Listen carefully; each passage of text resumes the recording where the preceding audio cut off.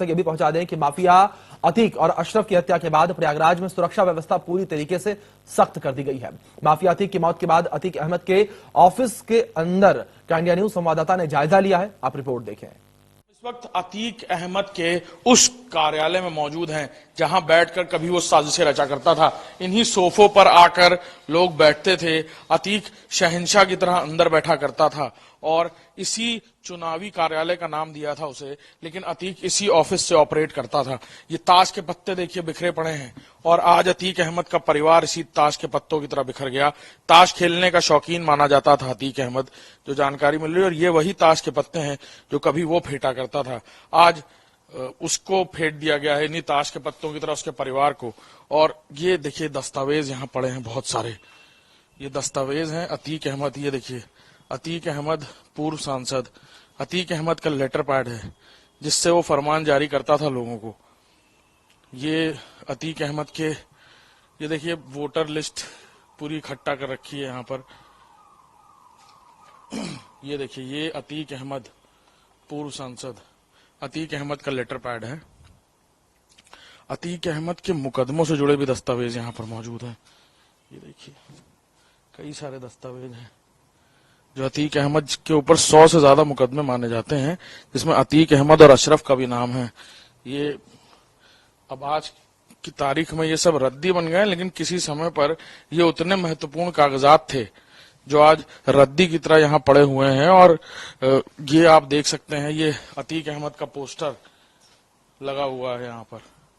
इसी तरह अतीक अहमद के नाम से प्रिंटेड लिफाफे, ये सब दस्तावेज, ये कोर्ट के दस्तावेज हैं।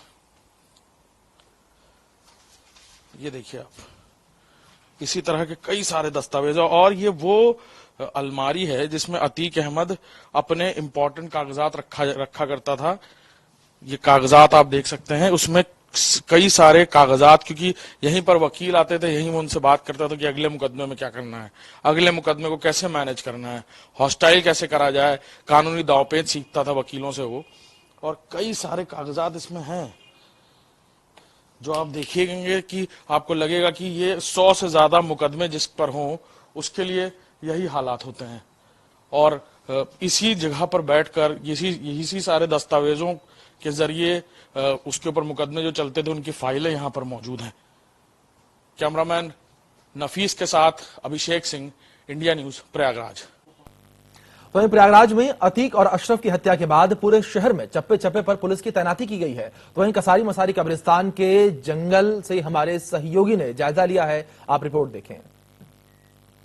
जंगल में मौजूद हैं जहां अतीक अहमद और अशरफ को मरने से ठीक 1 घंटा पहले, यानी उनकी हत्या से ठीक 1 घंटा पहले प्रयागराज पुलिस की स्पेशल टीम, एटीएस की टीम, एसटीएफ की टीम उन्हें लेकर यहां पर आई थी। और यहां पर ये जो गड्ढा है, इस गड्ढे के अंदर 55 कारतूस मौजूद थे। जो सोफिस्टिकेटेड वेपन्स की बात हो रही है, जिस आईएसआई कनेक्शन की बात हो रही है, जिस बात हो रही है कि कैसे ड्रोन से वो वेपन्स पंजाब के बॉर्डर पर ड्रॉप किए जाते थे और फिर वहां से अतीक अहमद उन्हें लाता था, उस कनेक्शन के तहत यहाँ पर वो हथियार छुपा देते थे। ये जो कटीले तार यहाँ ये जो झाड़ियां दिख रही हैं, इसी से इसे ढक दिया था। और अंदर से अतीक अहमद ने निशानदेही की और यहां से खोदकर 55 वो कारतूस निकाले गए, जिसमें AK-47 और इस तरह के जो सोफिस्टिकेटेड वेपन्स हैं, semi automatic weapon, automatic weapon, उनके कारतूस थे। साथ ही ये आगे एक और गड्ढा इसी तरह का है ठीक 1 घंटे पहले, और अतीक अहमद धीरे धीरे राज बता रहा था। इसी के आगे एक गड्ढा और है, इसी जंगल से होते हुए एसटीएफ और एटीएस की टीम उसे लेकर आ रही थी। और यहीं पर देखिए एक दूसरा गड्ढा है, पार करके यहाँ पर अतीक अहमद को लाया गया। और इस पार हम दिखाने की कोशिश करेंगे कि जो जंगल का इलाका है, इसे पार करके हम आगे बढ़ रहे हैं।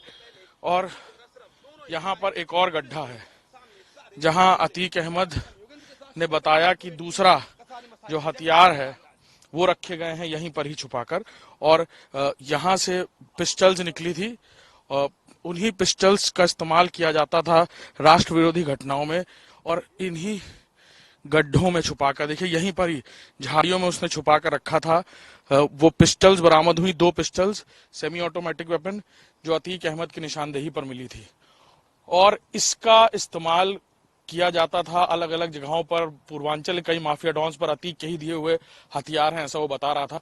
और भी कई खुलासे करता, लेकिन उससे पहले उसे उसका मुंह बंद करा दिया गया, यानी उसकी हत्या करा दी गई। कैमरामैन नफीस के साथ अभिषेक सिंह, इंडिया न्यूज, प्रयागराज।